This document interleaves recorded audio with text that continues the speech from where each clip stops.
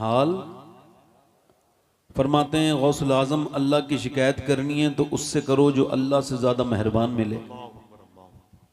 तो ये गर्मी की शिकायतें, ये सर्दी की शिकायतें, मौलाना रूम कहते हैं कि ये जो नाशुक्रा है शुरू गर्मी से होता है, गर्मी बहुत हो रही है, फिर ये कहता है बरसात बहुत हो रही है, फिर ये कहता है कि सर्दी बहुत हो रही है, और यही कहते कहते नाशुक्रा बन के मर जाता है। हवा तेज चल रही थी मदीने में, तो किसी सिहाबी ने यह कह दिया कि यह हवा बड़ी तेज चलती है। मेरे हुजूर ने फरमाया, यूं ना कहो कि हवा तेज चलती है, यूं कहो मेरा रब चला रहा है तो हवा तेज चल रही है।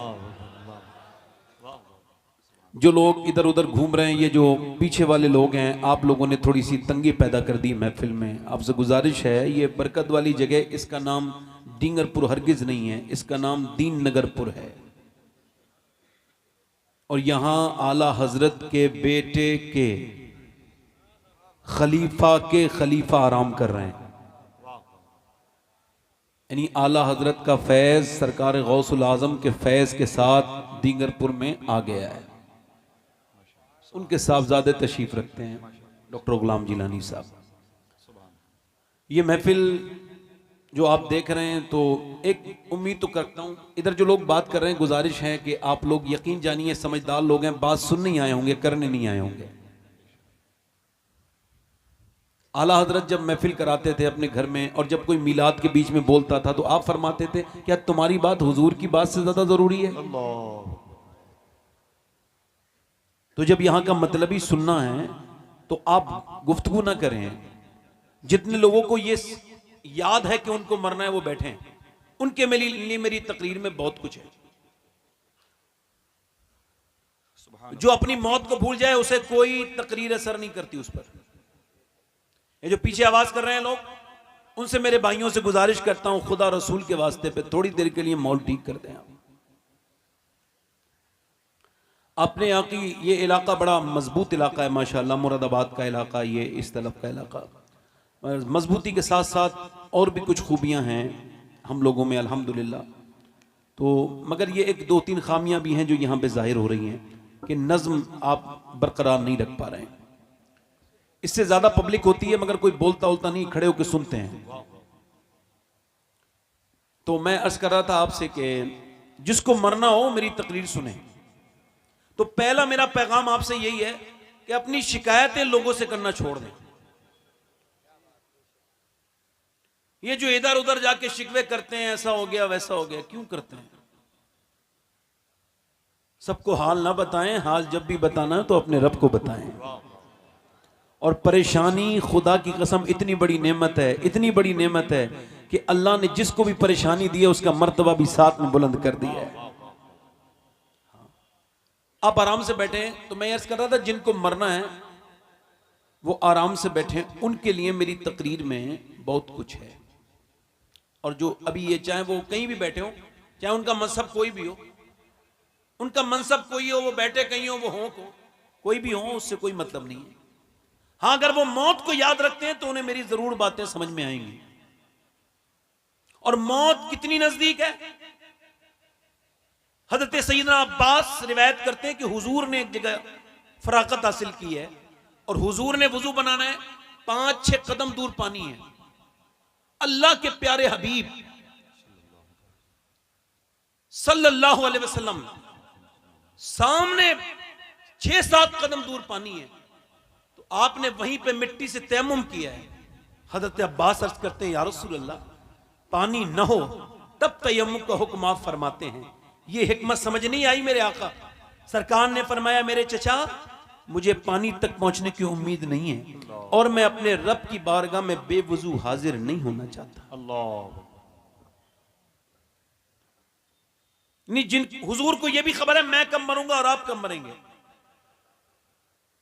बेवुजू हुजूर फरमाते मैं हाजिर होना नहीं चाहता हूं। जो जिस हाल में मरेगा उस हाल में उठेगा। अब वो जो ट्रेन में बैठे थे, कोलकाता से उड़ीसा जा रहे थे, 1000 लोग मरे, अक्सर उसमें नौजवान थे। और जब उनकी लाशें काट के निकाली गई, और जब भुवनेश्वर एम्स में उनकी लाशें पड़ी थी, उनके माँ बाप आए तलाश करने के लिए, तो उनकी लाशों की हालत ये थी कि अक्सर उन्हें पहचान नहीं पाए, ऐसे टुकड़े निकाले गए थे, ऐसे चिथड़े हो गए थे, ऐसे जिस्म के उनके चिथड़े बिखर गए थे कि माँ बाप अपने बेटे के जनाजे को, अपने बेटे की लाश का तशख्खुस नहीं कर पाए। अब आप मुझे जरा बताएं कि उनमें से कितने लड़के थे जिन्होंने नेट में गंदी तस्वीरें, गंदी फिल्में देखी थी और अचानक जब एक्सीडेंट हुआ रात में, अब जब वो इसी हाल में मर गए और कयामत के दिन अगर वही गंदी तस्वीर देखते हुए उठे तो फिर क्या होगा?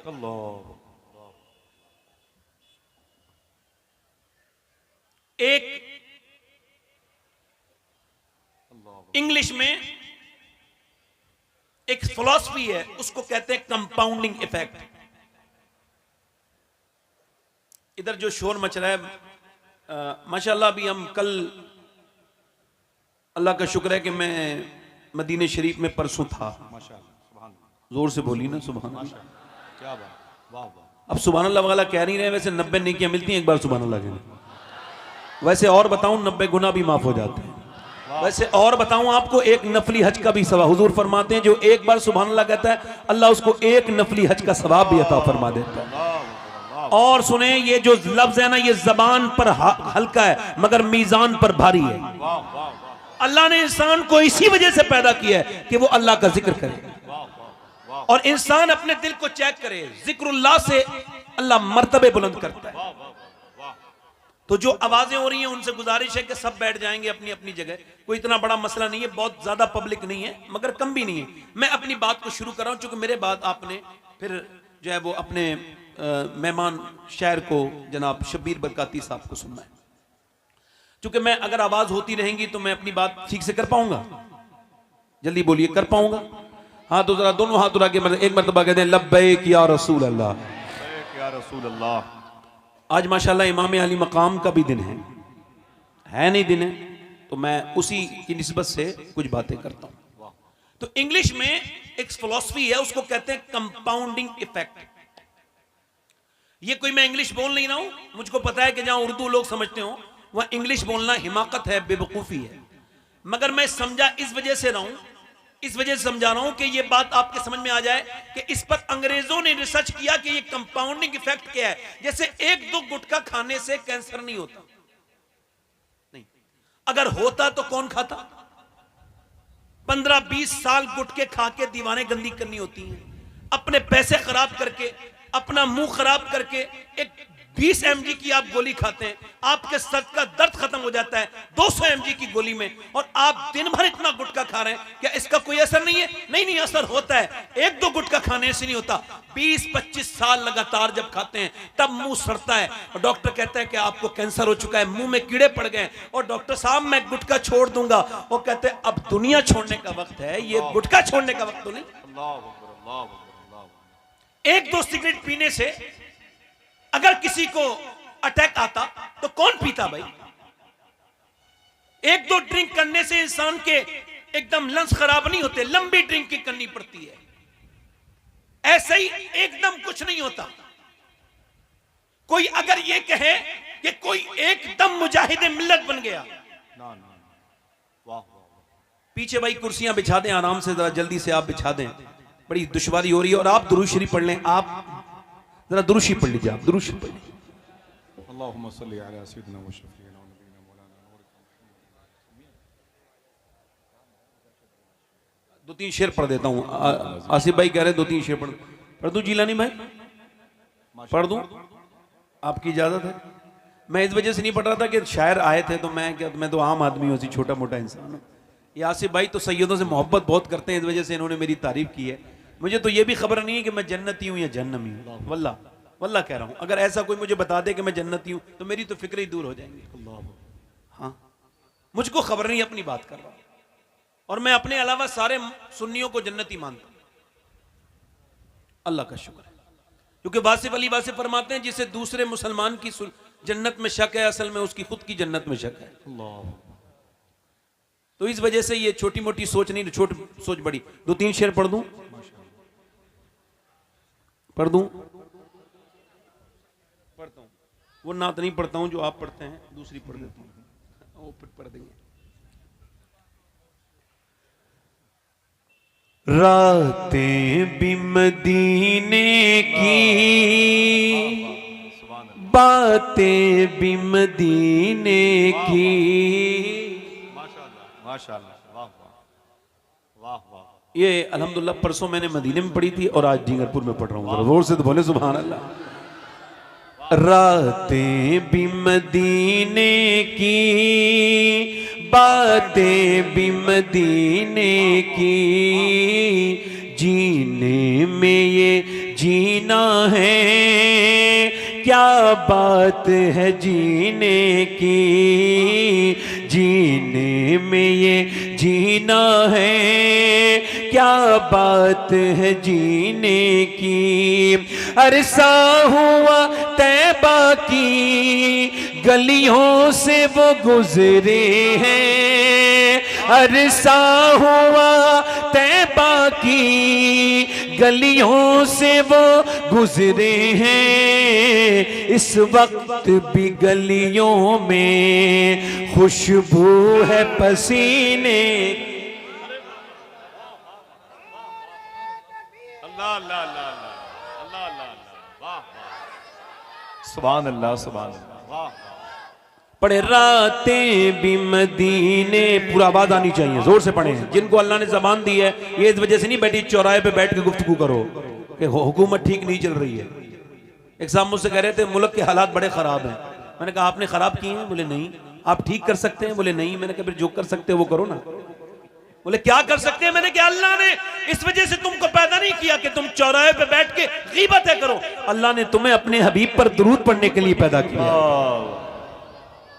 जोर से तो बोले जरा सुभान अल्लाह, माशाअल्लाह। पढ़े जरा। रातें भी मदीने की, और वो अपनी निगाहों से मस्ताना बनाते हैं, वो अपनी निगाहों से मस्ताना बनाते हैं, जहमत ही नहीं देते मैं खार को पीने की। रातें बातें भी मदीने की, वाह वाह वाह, सुभान अल्लाह। आप मुझे पैसे मत दीजिए, बैठ जाइए। पैसे दीजिए मैं डिस्टर्ब हो जाता हूँ। अब बैठ जाइए, पढ़ें। रातें भी मदीने की, रातें भी मदीने की, माशाअल्लाह। पूरा मजमा एक साथ। रातें भी मदीने की, जीने में ये जीना है, क्या बात है जीने की। ये जख्म है तैबा का, ये सबको नहीं मिलता। बैंकें बनाई लोगों ने, बैंकें नहीं भर ली, मदीना नहीं देखा। आला फरमाते हैं जान है इश्क मुस्तफा, रोज फजू करे खुदा, जिसको हो दर्द का मजा नाजे दबा उठाए। वो गालिब था जिसने कहा था दिल ही तो है न संगो खेश, दर्द से भरना आए क्यों, रोएंगे हम हजार बार कोई हमें रुलाए क्यों। बरेली से आवाज आई क्या फालतू की बातें करता है, यूं कहे फिर के गली गली तबाह, ठोकरे सबकी खाए क्यों, और दिल को जो अक्ल दे खुदा तेरी गली से जाए। नारे तकबीर, नारे रिसालत, तालीमात आला हजरत। अल्लाह का शुक्र है मैं आला हजरत को समझ के मानता हूं। आप देख लेना मरते दम तक आला हजरत से अलग नहीं जाऊंगा, क्योंकि मैं सोच समझ के दीवाना बनाऊंगा। यूं ही दुनिया के लिए कोई एक फसाना ना बने, जिसको बनना हो समझ सोच के दीवाना बने। ऐसा नहीं कि आज उधर है कल उधर है। जोर से बोले सुभान अल्लाह, मुस्कुरा के बोले जरा। रातें भी मदीने की, आखिरी शेर पढ़ के क्लोज करता हूं। ये जख्म है तैबा का, ये सबको नहीं मिलता। ये जख्म है तैबा का, ये सबको नहीं मिलता। कोशिश न करे कोई इस जख्म को सीने की, रातें बातें भी मदीने की। वल्लाह वाह वाह वाह। और जो इस नात के खालिक हैं, इस नात को लिखने वाले हैं, शायर हैं, उनका मज़ार बकी शरीफ में, यानी वो लास्ट बार गए तो मदीने में हुजूर ने रोक लिया। हर साल मदीने में मिर्जा को बुलाते हैं, हर साल मदीने में मिर्जा को बुलाते हैं। सरकार जगाते हैं तकदीर कमीने की, रातें भी मदीने की। वाह वाह, बातें भी। अब मैं जो बात कर रहा था वो ये कह रहा था कि एकदम कुछ नहीं होता, एकदम कुछ, कोई एकदम इंजीनियर, एकदम डॉक्टर, एकदम कोई हाफिज कुरान, बल्कि जब वो बच्चा अपने घर से जाता है ना, छोटा बच्चा 8 साल का 9 साल का, और जब वो अपने घर से जाता है और वो जब मदरसे में रहता है और जब वो माँ बाप की फुरकत गवारा करता है, बर्दाश्त करता है, और जब वो मदरसे में रह के बाप के लिए माँ उसके लिए कुर्बानी देती है, वो बच्चा अपने हाथों से कपड़े धोता है, एक 9 साल का बच्चा बड़ी कुर्बानियां देता है, तब कहीं जाके बाप और माँ के सर पे अल्लाह के रसूल सल्लल्लाहु अलैहि वसल्लम अपनी मुबारक बरकत वाली जबान से फरमाते हैं कि उसके सर पर वो ताज रखा जाएगा माँ बाप के, जिसने अपने बच्चे को हाफिज कुरान बनाया। एक आलिम यूं ही नहीं बनता, पूरी उम्र उसकी उसके पीछे होती है। आपको क्या पता कि कोई कैसे आलिम बना है। इसका इको कम करें भाई, पाक बड़े का माइक है ना, ये आवाज कम करें, इसका इको कम करें। सिरसी के माइक की बड़ी तारीफ है और मैं भी तारीफ ही करना चाहता हूं। तवज्जो है कि नहीं?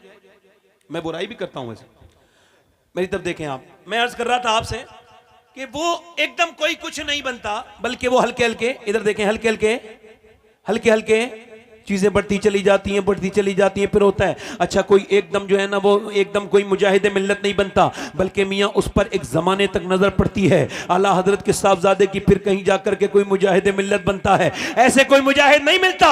अकेला हिंदुस्तान का इंसान जाकर के सऊदी हुकूमत से टकराता है और दुनिया को यह बताता है अगर इश्क हो तो तादाद नहीं देखी जाती। न हुसैन का जवाब है जो करबला में था, और न उस मुजाहिद मिल्लत का जवाब है जो कि उड़ीसा की सरजमीन से गए थे और जाके अरब में कहा था मैं नमाज उसके पीछे नहीं पढ़ूंगा जिसके दिल में इश्क मुस्तफा नहीं है। अल्लाह अकबर, अल्लाह अकबर, अल्लाह अकबर। वाह, जोर से तो बोलो जरा यार। वाह वाह वाह वाह वाह वाह वाह। हुकूमत प्रेशर डाल सकती है मगर ईमान खत्म नहीं कर सकती। सुभान अल्लाह।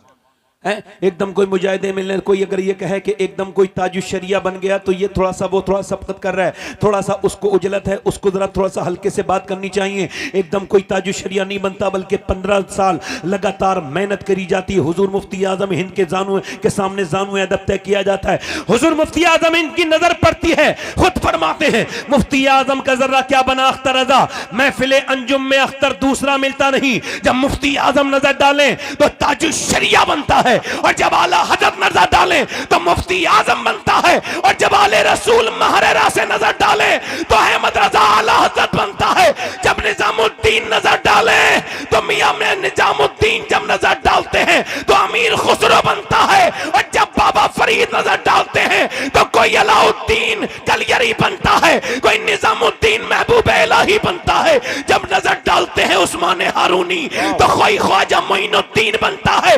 जब नजर पड़ती है अबू साले मूसा जंगी दोस्त की तब कोई अब्दुल कादिर बनता है, और जब नानी खदीजा हो और जब बाबा अली हो और माँ फातिमा हो और फिर नाना मुस्तफा हो तब कोई हुसैन बनता है। अल्लाह अकबर, अल्लाह अकबर, अल्लाह अकबर, अल्लाह अकबर। वाह वाह वाह वाह। यजीद बनते हैं आज भी लोग कोशिश से, और हुसैन बनता नहीं खुदा बनाता है। वाह वाह। हुसैन बनते नहीं खुदा, जल्दी बोलो खुदा। इसका टेबल बड़ा है हल्का सा, खुदा। हुसैन बनते नहीं खुदा बनाता है। अब मुझे बात बताएं, जिसकी मां नाचती हो, जिसका बाप नाचता हो, जिसके घर में लंबी सी टीवी लगी हुई है, अब आदमी बड़ा वो परेशान हो रहा है। वो एक सामने का मेरी फलां की बेटी चली गई, फलां की बेटी चली गई, फलां की बेटी नहीं, ये भाई खिलौना वापस लेके जाओ। किसका खिलौना है ये? वापस करो इसको, ये हटाओ भाई, या फिर इसको ले जाओ आप।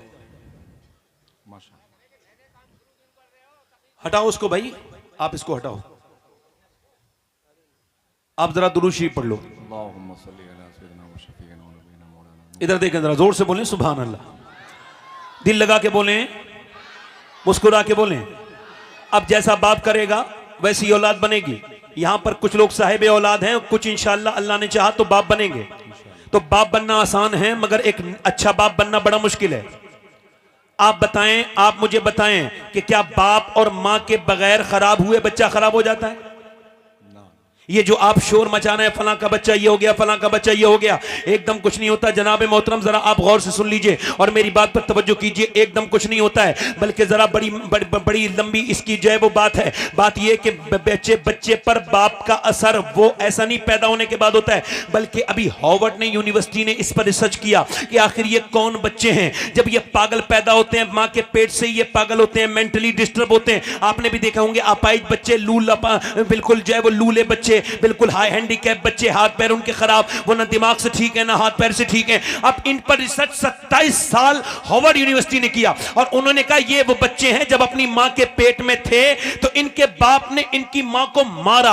उस जाहिल को ये खबर नहीं थी कि मैं मार अपनी बीबी को नहीं रहा हूं। 80% बच्चे ये वही हैं कि बाप, मां उसकी प्रेग्नेंट है और बाप ने अपनी बीबी को मारा। उस जाहिल ने मारा बीबी को, मगर इसका असर सीधा उसके पेट के बच्चे पर हुआ। अब चाहे तुम उसको दिखा के लाओ दिल्ली या बंबई दिखा के लेके जाओ, इसका कोई हल तो किसी के पास है नहीं, इसका कोई हल नहीं निकल सकता। अब मेरी तवज्जो कीजिए, मां के पेट के अंदर बच्चा है, उसके खाने का असर मां के बच्चे पर होता है, टेंशन का असर बच्चे पर होता है, रोने का असर बच्चे पर होता है। डॉक्टर कहता है कि तुम अगर हेल्दी बच्चा चाहती हो तो टेंशन मत रखना, ज्यादा अच्छी गिजाएं खाना, यानी तुम खाना अगर तुम ये चाहती हो बच्चे के अंदर आयरन बढ़े तो सेब खाना। अपने बच्चे को अगर ताकतवर बनाना चाहती हो तो प्रेगनेंसी के मौजूद दौर में तुम ज्यादातर बादाम खाना। अगर आप ये चाहती हो कि आपका बच्चा ज्यादा ताकतवर बने तो विटामिन सी के लिए संतरा और विटामिन डी के लिए अमरूद खाना। मुझे बताओ कि जब अल्लाह का बनाया हुआ सेब, संतरा, अनार, अमरूद अगर मां खाए तो बच्चे पे असर हो जाए, तो क्या अल्लाह का कुरान मां पढ़ेगी तो क्या बच्चे पे असर नहीं होगा? अल्लाह सीटी दे रही है, सीटी जोर से बोले, वाह वाह वाह, आवाज कम कर दे, जोर से बोले। वाह वाह वाह वाह। ये बताएं असर होगा कि नहीं होगा? ये यहां पर पानीपत है, पानीपत करनाल, यहां पे एक बच्चा पैदा होता है, पैदा होते ही बच्चा रोने लगता है। 1 दिन 2 दिन 3 दिन 4 दिन 5 दिन 6 दिन 1 महीना मुसलसल तसलसल के साथ बच्चा रोया, हकीम को दिखाया, ठीक नहीं हुआ बच्चा। एक दिन हजरत फखरुद्दीन बहाउद्दीन जकरिया मुल्तानी के दामाद गुजर के जा रहे थे, वो अल्लाह के वली थे। उन्होंने कहा ये बच्चा रो नहीं रहा है, अल्लाह की हम बयान कर रहा है, अल्लाह का जिक्र कर रहा है। मुरीदों ने कहा कैसे? कहा दिखाता हूं। दरवाजे पे पहुंचे, कहा इसके घर में कोई है? बाप निकल के, जी ये मेरा बेटा है। कहा आपका बेटा ये रो नहीं रहा है, अल्लाह का वली है। कहा आपका दिमाग तो ठीक है, ये ना सोया है ना सोने दिया, 1 महीना लगातार हो गया, आप इसको वली कह रहे हैं, बड़े परेशान हैं हम। कहा आप अपने बच्चों को मेरी गोद में लाइए। गोद में दिया, एक कान में कुछ पढ़ के फूंका, दूसरे में बच्चा खामोश। अब मेरी बहनें सुने, मेरी बेटियां सुने, वो मेरी बहनें सुने, मेरी बेटियां जो अपने बच्चे को याद रखें। अगर तुम्हारा बच्चा ट्रक के नीचे आएगा तो तुमको बड़ी तकलीफ होगी, तुम बचा लोगी, मगर मुझे बताओ अगर तुम्हारा बच्चा जहन्नम में चला गया तो क्या करोगी? बोलो क्या करोगी? क्योंकि पेट से शुरुआत हो जाती है, बाकी आदतों का असर बच्चे पर होता है। जरा गौर करें, उन्होंने कान में पढ़ा, बच्चा खामोश हो गया। पूछा बाप ने मेरे बच्चे के कान में क्या पढ़ के फूंका है? आप बड़े बड़े डॉक्टरों से ठीक नहीं हुआ। कहा बाद में बताऊंगा, पहले ये बताओ क्या इसकी मां कुरान की हाफिजा है? कहा तो सुनो, जब ये मां के पेट में आया ना बच्चा तो इसकी मां ने उठते बैठते चलते फिरते खाते पीते इतना कुरान पढ़ा, इतना कुरान पढ़ा, उठते बैठते इतना कुरान पढ़ा कि बच्चे को मां के पेट के अंदर कुरान सुनने की आदत हो गई। बच्चे की गिज़ा, रूह की गिज़ा कुरान बन गया। मगर जब बच्चा पैदा रोता हुआ माँ जचकी में चली गई। माँ ने कुरान पढ़ा नहीं, बच्चा कुरान के लिए रोता था, तुम उसको दवाइयां खिला रहे थे। मैंने एक कान में एक आयत पढ़ी, दूसरे में दूसरी पढ़ी, बच्चा खामोश हो गया। उसी बच्चे का नाम शरफुद्दीन बू अली शाह कलंदर पानीपती है।